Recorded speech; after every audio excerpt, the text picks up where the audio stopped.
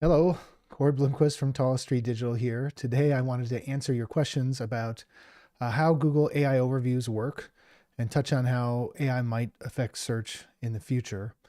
So to start, what do we know about AI overviews? What are they supposed to do? Well, Google says that Google is now going to do the Googling for you, if that makes any sense. So in other words, rather than you searching for something, getting results, reading through those results, either forming a conclusion in your mind or adding what you read in those results to something that you're writing, Google is going to write a description of or a summary of the results for you.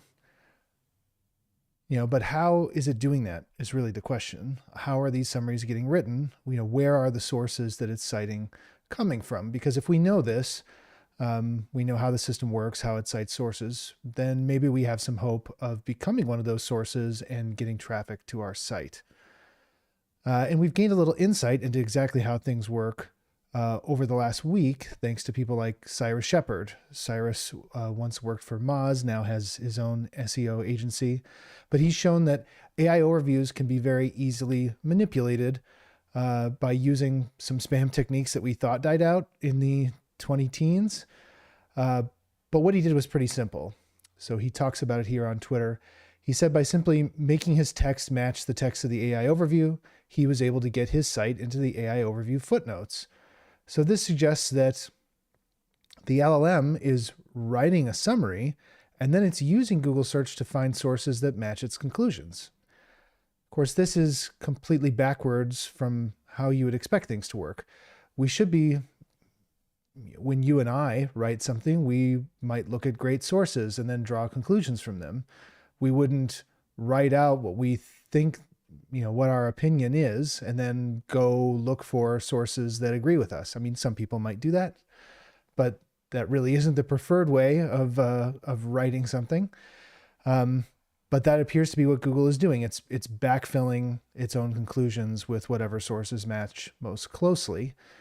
And this conjures up a sort of nightmarish view of the future, one where we're incentivized to be more average and agree with whatever the LLM's sort of statistically determined mean opinion is. And that way we can get cited. I mean, I like the web because it's weird and because there's people writing all sorts of different opinions and different divergent things. To see it become the sort of textual equivalent of grayish is a disturbing thought. But moving on, we've seen further insight into this from Lily Ray, who's the VP of SEO at Amsiv Digital, an agency in New York. And she's documented in a recent LinkedIn post that she's run into things like 404 errors, other error codes suggesting that the right hand at Google doesn't know what the left hand is doing, as in the world's greatest search engine is now recommending broken links to people in its AI overviews. She goes on to say things like, there's also examples of parasite SEO. Parasite SEO is when a marketer might pay or otherwise get their content onto another site, like let's say a magazine site or a popular review site, just so that they can place links there and drive traffic to a sales page or maybe drive traffic through an affiliate link of their own.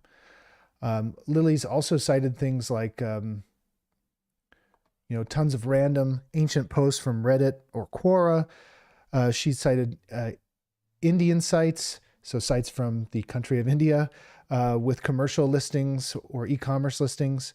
And listings from India are perfectly fine, but Google would normally exclude listings from foreign countries if they're not denoted in dollars or they don't offer shipping to the United States, which many of these results that Lily found do not.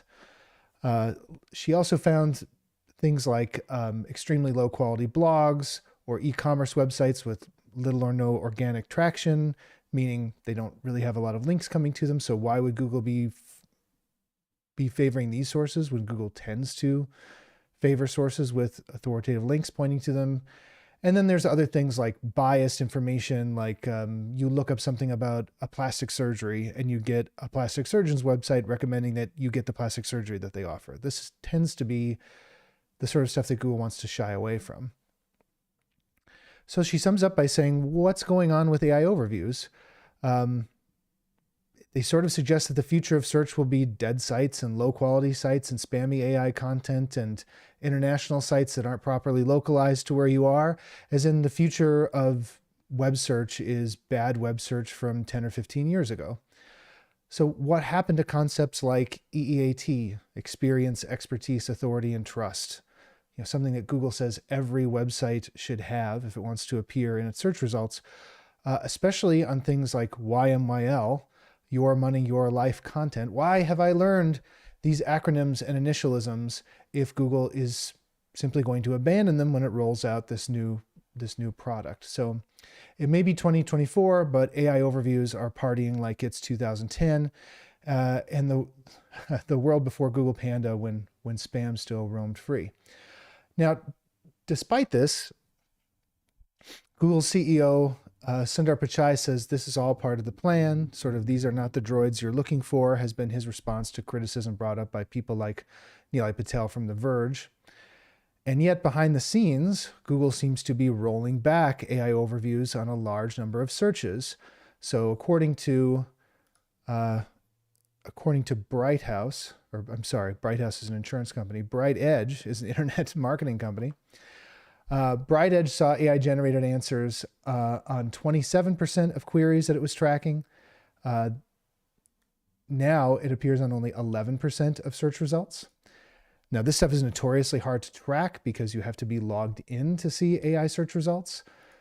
So not everyone is seeing these, and these tracking tools are they vary from one to another. So search results have always been a little bit personalized, but now they're much more personalized and you have to be logged into a Google account to see them. This whole AI overviews, fiasco, let's just call it a fiasco. It's been so bad that it's making the rounds at mainstream news sites like ABC News. This is something that I haven't seen in my career doing SEO. And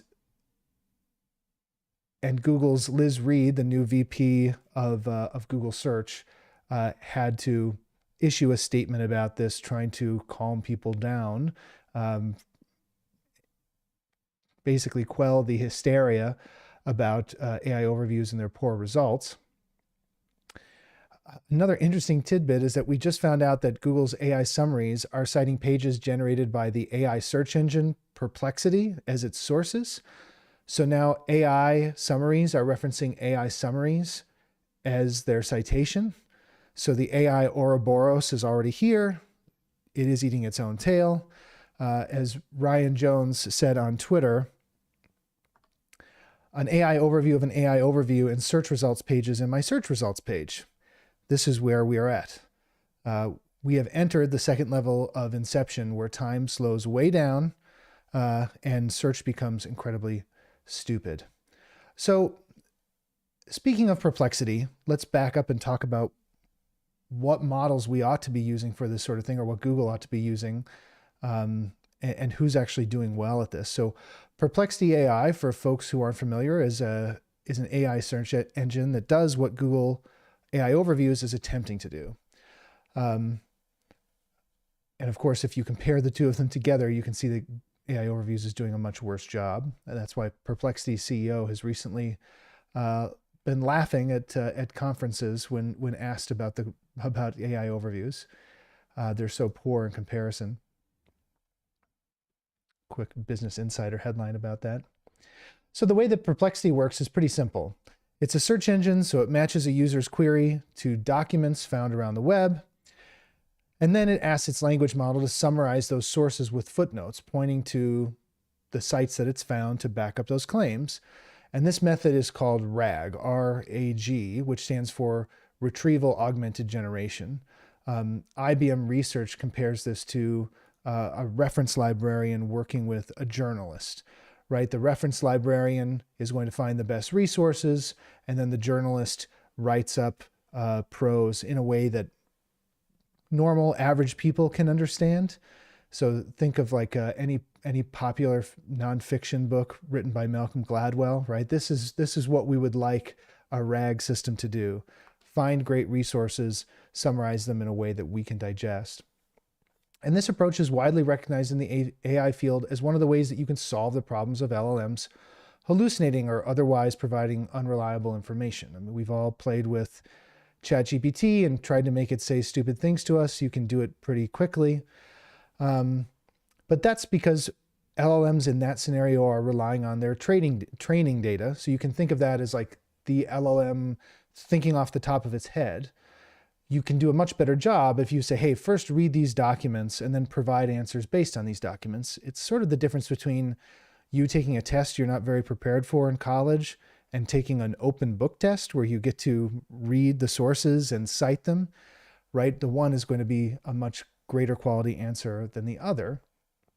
And this is what I assumed Google was going to build, that it would lean into its unbeatable advantage in classic search, a form of information retrieval, and find the best results around the web and summarize those. And yet it seems as though AI Overviews is drawing directly on training data, or at least that would explain why 404s and park domains and foreign websites that you wouldn't normally see in Google results when you're searching for something in the United States show up. And sometimes it's replacing some of those things with other relevant citations. That's how Cyrus was able to slip his website into the AI Overview citations.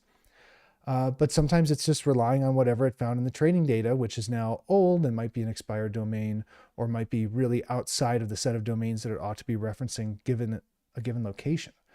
So it's all sort of surprising. It's all sort of slapdash for a product that you would think would be world-class. So Google doesn't seem to be relying on its advantage in search, and it's also not using the knowledge graph, another way of understanding the world where PageRank and Google's search engine sees the world as sort of a collection of links all connected to one another. The knowledge graph sees the world as a set of factual statements connecting to one another. So things like New Delhi is a city in India, right? The is a city in is a relationship between New Delhi and India, or Harrison Ford starred in Indiana Jones or acted in Indiana Jones. They call these things semantic triplets, and you can connect other things to them. Google has a network of 1,500 billion of these, or 1.5 trillion of such entities. So it's another way of computers understanding the world, creating these sort of maps of factual relationships. And it's something that could be used to fact check and fine tune an AI model. But again, Google doesn't seem to be using this. It is employed in those verbatim snippets that you see, what Google calls featured snippets or rich search results. And those work incredibly well. And on some search result pages, you can see AI overviews that give bad or mediocre answers right above a featured snippet that gives you a pretty dang good answer, because it's grabbing something verbatim from another source written by a person, and it's grabbing that because the knowledge graph kind of understands the nature of the query. So what is Google doing instead? It seems to be hoping that the LLM gets better by just exposing it to more users. So thanks to the DOJ lawsuit that happened recently and the Google search leak that happened a couple weeks ago, we know that Google relies on a lot of user interaction data, as in if something shows up as search result number 5 and users are clicking it over and over and over again, and it looks like they're staying on that page, result number 5 quickly becomes result number 1, even if it doesn't have other signals going for it, like more links from more authoritative sites. So Google seems to be leaning on using the same sort of thing, lots and lots of user interaction or feedback to make the LLM answers better. And this might work, but in the meantime, Google is damaging a brand that has built up over 25 years from producing the best quality results. And it's doing so at a time when competitors like Perplexity or Bing Search are clawing away at its marketplace, or at its market share rather, maybe only 1 or 2 percentage points at a time, but still it hasn't faced anything like that in probably over a decade. So ultimately, I think when we look at this issue of LLMs, we need to understand that LLMs are impressive. They're here to stay. They're powerful. They serve all sorts of unique purposes. I want to make a video in the future about LLMs versus traditional von Neumann type of computing, things that are deterministic versus probabilistic, but that's a video for another day. But the point is that LLMs understand the world in a certain way, but we have other large web scale algorithms that understand the web in a different way, a way that LLMs don't. So LLMs have no way of judging the quality of the data in their training set. They don't map citations in the way that PageRank does. Maybe LLMs will change and that will be incorporated in some way, but for now, it's valuable that Google has something like PageRank and all the other algorithms that it uses to determine the authority of search results. LLMs also don't really understand the factual nature of the data under them, as in the veracity of a claim made in a document is not something that an LLM can judge. It lives in a world of text. All it can say is, that's not very likely compared to all the other data that I've taken in. So it has no way of sort of independently checking its output against the real world. I mean, in some ways, hallucinations doesn't even make sense as a way to talk about what an LLM does. You know, I might know that I was hallucinating or hearing something or seeing something because I can check it against my understanding of the world, but to an LLM, there is no understanding of the world. There's just an understanding of the text that it's given. So how would it know that something doesn't align with how the world works? Anyway, where does this all leave us in terms of search engine optimization? Well, right now, I'm not going to recommend to any clients that they change their approach to SEO because of AI. I'm certainly not going to recommend that anyone rewrite content to sound more like a machine in hopes of being cited by a flawed system that's very likely to change over the coming weeks and months. But what can we do as publishers to help Google craft better answers? I mean, that's really the question that's gnawing at me.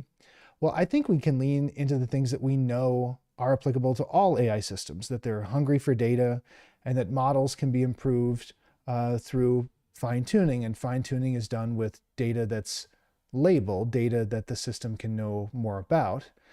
And these are things that we're already doing as SEOs. We're trying to make websites easier to be crawled and ingested by search engines, and LLMs now employ their own crawlers that ingest data in a similar way.